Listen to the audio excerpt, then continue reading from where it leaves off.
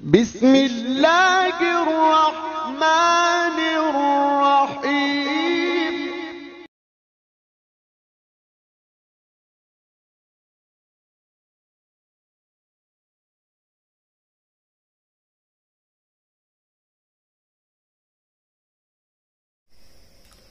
السلام عليكم ورحمة الله وبركاته نحمده ونصلي على رسوله الكريم أما بعد সম্মানিত বন্ধুগণ, তো আপনারা সকলেই কেমন আছেন? আশা করি আল্লাহ সুবহানাহু ওয়া তাআলার রহমতে সকলেই ভালো আছেন। আমিও আল্লাহ সুবহানাহু ওয়া তাআলার রহমতে খুবই ভালো আছি, আলহামদুলিল্লাহ। সম্মানিত বন্ধুগণ, তো আজকে একটি বিষয় নিয়ে আপনাদের মাঝে আসলাম। রমজান ঈদের পর থেকে অনেক ভাই আমাকে রমজানে আবেদন করছেন এবং রমজানের পর থেকে প্রায় এই বিষয়ে অনেকগুলো মেসেজ এবং অনেকগুলো কল পেয়েছি যে হুজুর আমাদেরকে কিছু গুরুত্বপূর্ণ আমল দেন, যেন আমরা খুব সহজে এই গুরুত্বপূর্ণ আমলগুলো করতে পারি, দুনিয়াতেও দামি হতে পারি, আখিরাতের জন্য দামি হতে পারি। যে সমস্ত ভাইয়েরা এই বিষয়গুলো আমল চেয়েছেন তাদেরকে আমি প্রথমেই ধন্যবাদ জানাই যে আল্লাহ পাক রব্বুল আলামিন আপনাদের ঈমান এবং আমলের মধ্যে আরও বৃদ্ধি করে দেন। কারণ বর্তমান যতগুলো কল আসে শতকরা বলতে পারেন 80% কল আসে শুধু প্রেম ভালোবাসার সম্পর্কের উপরে। মানে এতটা গুনাহের কাজের দিকে দাবিত হয়ে গেছে যে এই বিষয়গুলো এত কল আসে যেগুলো বলার মতো না। আর কাজেই আমি জানি যে যতগুলো কল আসে এই সব বিষয়ের উপরে, এই জন্য আমি যখন ফ্রি না থাকি তখন একদম চেষ্টা করে এই সমস্ত কল একদমই রিসিভ করি না, অর্থাৎ কোনো কলই আমি রিসিভ করে তখন চাই না। তো যাই হোক না কেন, মূল কথাও আমাদের বিশ্বের উপরে যে অনেক ভাইরা এই বিষয়ে আমল চাইছেন যে আমল করলে দুনিয়াতেও দাবি হওয়া যাবে এবং আখিরাতেও দাবি হওয়া যাবে। আসলে এই বিষয়টিও কিন্তু আমাদের সকলে আমল করা দরকার।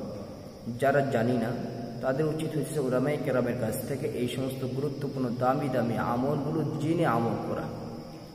আর যারা জানি তো তাদের তো অবশ্যই আমল করা খুবই প্রয়োজন। কেন প্রয়োজন? আমি যদি দুনিয়াতে দামি হই তাহলে আমার কি ফায়দা হবে, কি লাভ হবে? আর দুনিয়াতে দামি বলতে কি বুঝি? আমরা তো মনে করি দুনিয়াতে দামি বলতে হইতেছে কোটি কোটি টাকার মালিক হওয়া, বিশাল অর্থ প্রাচুর্য সম্পদের মালিক হওয়া, ক্ষমতার মালিক হওয়া, এটাই মনে হয় দামি। জি না ভাইজান, এটা দামি না। দামি হইতেছে ওই ব্যক্তি যার সাথে আল্লাহ পাকের সাথে সম্পর্ক থাকবে ভালো। যার সাথে আল্লাহ পাকের সাথে সম্পর্ক হয়ে যাবে সেই হলো দুনিয়ার মধ্যে সবচেয়ে দামি ব্যক্তি। এবং নবী আলাইহিস সালাতু ওয়াস সালাম হাদিসের মধ্যে বলেন, খায়রুকুম মান তাআল্লামাল কুরআনা ওয়া আল্লামা। দুনিয়ার মধ্যে সর্বোত্তম ওই ব্যক্তি যে ব্যক্তি নিজে কোরআনে কারিমের শিক্ষা গ্রহণ করে এবং অপরকে কোরআন শিক্ষা দেয়, নিজেও কোরআন শিক্ষা গ্রহণ করে এবং অপরকেও কোরআনের শিক্ষা দেয়, অর্থাৎ নিজেও কোরআনে ইলম অর্জন করে অপরকে এই ইলম শিক্ষা দেয়। এই ব্যক্তির চাইতে দুনিয়ার মধ্যে আর কেউ দামি ব্যক্তি হতে পারে না। তো কাজে আমাদের বাহিক যে সুরতে আমরা আমাদের দৃষ্টিতে যাদেরকে আমরা দামি মনে করি, আসলে সে দামি নয়। দামি হইতেছে ওই ব্যক্তি যার সাথে আল্লাহ পাকের সাথে সম্পর্ক ভালো হয়, যার সাথে আল্লাহ পাকের সাথে সম্পর্ক হয়ে যায়, সে হলো দামি ব্যক্তি। এবার আসলে দামি ব্যক্তি হলে দুনিয়ার মধ্যে কি ফায়দা বা কি লাভ? এক নম্বর ফায়দা হইতেছে দুনিয়ার মধ্যে যারা দামি বান্দা হবে আল্লাহ পাকের সাথে সম্পর্ক করতে পারবে, যার সাথে আল্লাহ পাকের সাথে সম্পর্ক হয়ে যাবে, তার কি ফায়দা হবে, তার কি লাভ হবে? এক নম্বর ফায়দা হইতেছে সবসময় আল্লাহ পাকের খাস রহমত ও বরকত তার উপর নাজিল হতেই থাকবে। দুই নম্বর, রহমতের ফেরেশতারা সবসময় তার জন্য মঙ্গলের দোয়া, কল্যাণকর রহমতের দোয়া করতেই থাকবে। তো আমার জন্য আপনার জন্য যদি রহমতের ফেরেশতারা দোয়া করে, ভালো ভালো দোয়া করে, এর চাইতে ভালো আর কি হতে পারে বলে? রহমতের ফেরেশতারা আমার জন্য আপনার জন্য দোয়া করবে। আরে ভাই, এমন কিছু আল্লাহর বান্দা দুনিয়ার মধ্যে আছে যাদের জন্য সবসময় ফেরেশতারা বদদোয়া করতে থাকে। তো আমার জন্য যদি রহমতের ফেরেশতারা দোয়া করে, রহমতের দোয়া করে, তাহলে আমার আপনার চাইতে, আমার কপালের চাইতে, আপনার কপালের চাইতে আর কার কপাল ভালো হতে পারে বলেন? তো কাজী আমি যদি দামি বান্দা হতে পারি, রহমতের ফেরেশতারা আমার জন্য দোয়া করবে। এরপর আসুন, আমি যদি আল্লাহ পাকের সাথে সম্পর্ক করতে পারি, আমার যখন যেটা প্রয়োজন আল্লাহ তাআলা আমাকে সেই প্রয়োজন আসমান থেকে পূরণ করে দেবে ইনশাআল্লাহ। আজকে আমার টাকার প্রয়োজন, একটা কথা বলতেছি, উদাহরণ দিয়ে বলতেছি বোঝার জন্য। আজকে আমার টাকার প্রয়োজন, টাকার জন্য পেরেশানি হতে হবে না। এই টাকা কেন প্রয়োজন? অমুক কাজের জন্য প্রয়োজন। আল্লাহ তাআলা যদি আমাকে টাকা ছাড়া যদি সেই কাজ আমাকে ব্যবস্থা করে দেয়। আমার টাকার প্রয়োজন খাবার খাওয়ার জন্য, আল্লাহ তাআলা যদি টাকার ছাড়া আমাকে যদি খাবারের ব্যবস্থা করে দেয়, তাহলে আমার টাকার প্রয়োজন নেই। অর্থাৎ আমার যখন যেটা যেভাবে প্রয়োজন, তো আল্লাহ তাআলা আমাকে সেটা সেভাবে পূরণ করে দিবে ইনশাআল্লাহ। এইটাই হলো আপনার বললাম এই জন্য, যেহেতু আমরা সকলেই দুনিয়ার পাগল, এই জন্য দুনিয়া দিয়েই বুঝাইলাম যেটা আপনার প্রয়োজন পড়বে, যদি আপনি দামি বান্দা হতে পারেন আল্লাহ তাআলা সেটাই পূরণ করে দেবে ইনশাআল্লাহ। এই জন্য আমাদের প্রত্যেকের দামি হওয়ার প্রয়োজন আছে। আর আমি যদি দুনিয়ার মধ্যে দামি বান্দা হতে পারি, আল্লাহ তাআলার সাথে সম্পর্ক যদি করে কবরে যেতে পারি, তাহলে পরকালেও আমি দামি বান্দা হতে পারবো। পরকালে দামি বান্দা হতে পারে লাভ কি হবে? যে পরকালে যে ব্যক্তি নাকি দামি বান্দা হয়ে গেল, তো তার চাইতে খুশি, তার চাইতে সৌভাগ্য আর কার হতে পারে বলেন? অনন্তকাল সে সুখময় জিন্দেগির মধ্যে বসবাস করতে পারবে। যে ব্যক্তিটাকে দুনিয়ার মধ্যে দামি বান্দা হতে পারবে, আল্লাহ পাকের সাথে সম্পর্ক করে কবরে যেতে পারবে, তো আল্লাহ পাক রব্বুল আলামিন তার কবরের সাথে জান্নাতের সাথে একটা সম্পর্ক করে দিবে, কানেকশন করে দিবে। সে কবরে বসে বসে জান্নাতের নাজ নেয়ামতগুলো ভোগ করতে পারবে। তো যাই হোক, এখন আসুন আমরা খুব সহজভাবে কি আমল করলে আমরা দামি বান্দা হতে পারবো। দেখেন, এই বিষয়ে অনেক আমল আছে। তো আমরা যারা কোরআন ঠিক মতো পড়তে পারি না, বা কোরআন দেখেও পড়তে পারি না, বা দামি যে বড় বড় যে আমলগুলো আছে সেগুলোও করতে পারি না, তো আমরা খুব সহজে ছোট ছোট কিছু আমল আছে সেগুলো করতে পারি। যেমন একটি আমল হইতেছে, যে ব্যক্তি যত বেশি দুরূদ পাঠ করবে, আল্লাহ পাক রব্বুল আলামিন তাকে তত বেশি ভালোবাসবেন।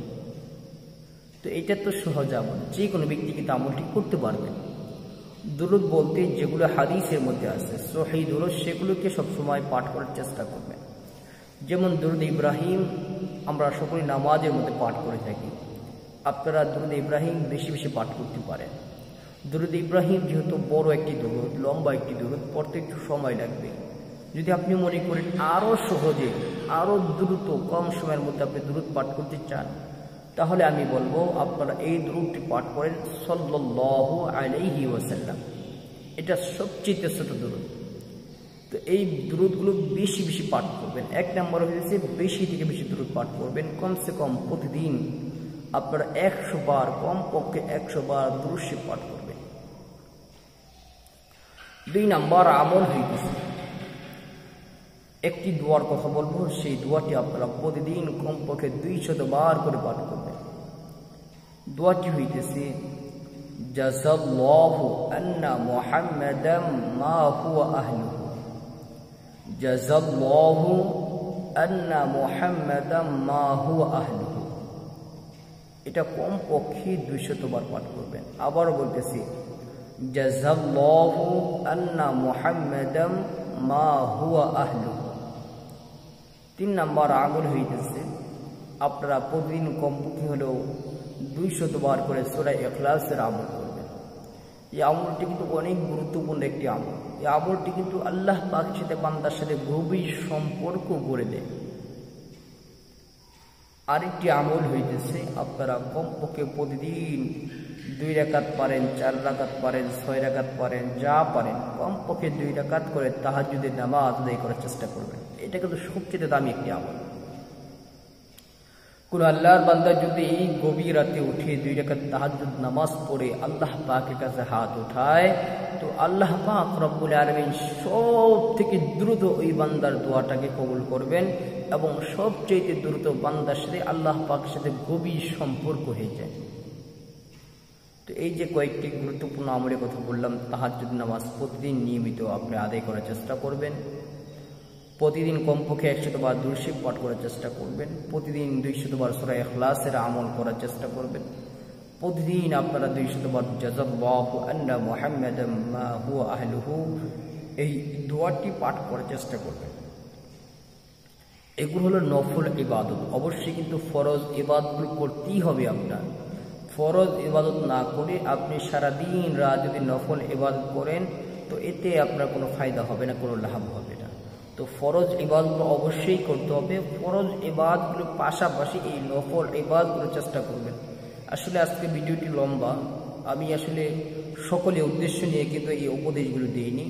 যারা আমার খুব কাছের লোক, যারা আমাকে সবসময় ফলো করেন এবং যারা আমার সাথে নিয়মিত যোগাযোগ রাখেন, তাদেরকে উপদেশ দেওয়ার জন্য আজকে এই বিষয়ে আমলগুলো আপনাদের সাথে নিয়ে আসা, তাদেরকে পরামর্শগুলো দেওয়া।